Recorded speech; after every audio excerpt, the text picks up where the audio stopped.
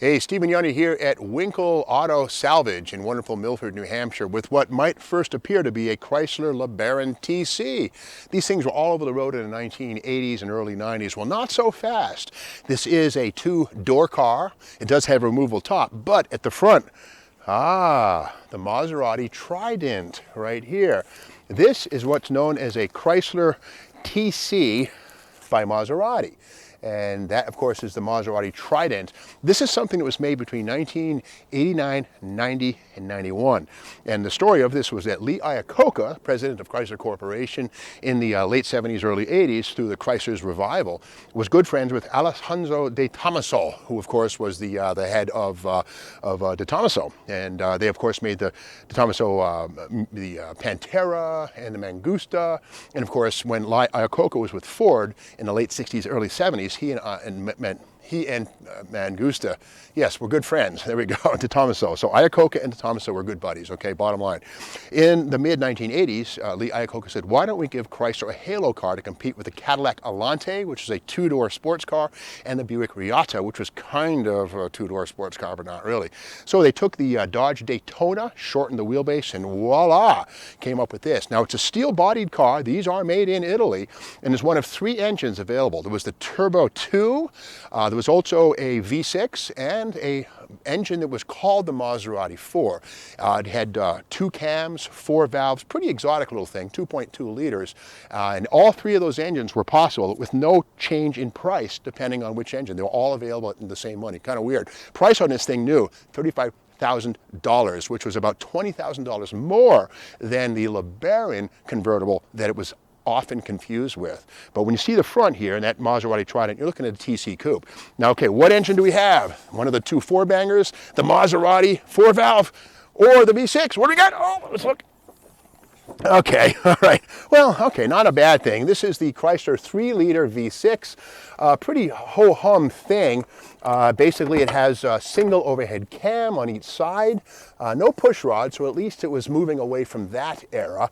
The good news here is, a fair amount of torque. It's naturally aspirated, no turbochargers, nothing like that going on. But for a car of this size and weight, probably about a 2,900, maybe a 3,100 pound car. Not light, but enough power to get this thing going down the road. Most of these had automatic transmission, with the exception of 500 or so, which had Getrag 5-speed manuals. Let's look inside and see what we got. And yeah, beautiful original paint on this one. It's kind of a sad thing to see it in the boneyard. But with that said, everything has a beginning, middle, and end. But let's have a peek inside. And okay. All right, as expected, there it is. This is the automatic transaxle. And again, the Maserati Trident here. And in fact, even on top of the shift button, Maserati once again right there. So the little details are kind of cool.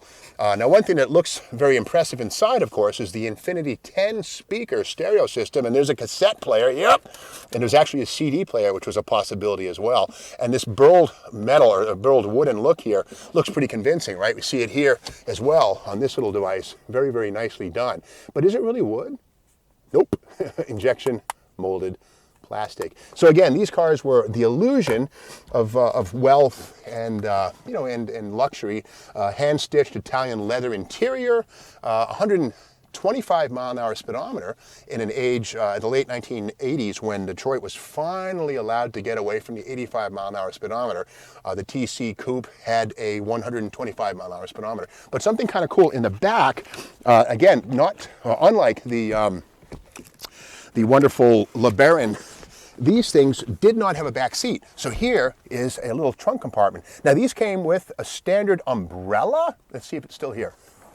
All right, everything's gone, but there's a miniature spare that would be inside of this, and yeah, an umbrella. Kind of crazy, but that stuff's long gone. But again, you look at, the finish work inside of here is kind of nice. Speakers, again, 10 speakers, leather pouches. It's a pretty luxurious car. And this top that we are under right now, this is removable. There are 10 connectors. There's one of them right here. Sorry, not 10, there's 6. 1, 2, 3, 4, 5, 6. And this is I think it's an injection molded plastic roof, which is removable. The only downside is, like early Corvettes, the hardtop does not stow anywhere inside the car. This is something you had to put in your garage or, leave someplace else. So when you went out in your TC coupe in roadster mode, if it started raining, you ran home to put the top back on it. But for its time, it was an interesting car. Other details we see are use of stainless steel. This trim panel here, that's not plastic. That's fairly expensive.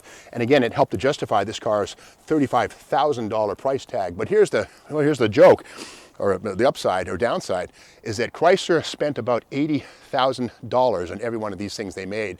There are about 7,300 or so, I think, produced on these things. And every one of them cost Chrysler about 80 grand. So they lost about $50,000 per car, selling them at $30,000 to $35,000. But that's the story of the, don't call it a LeBaron Roadster.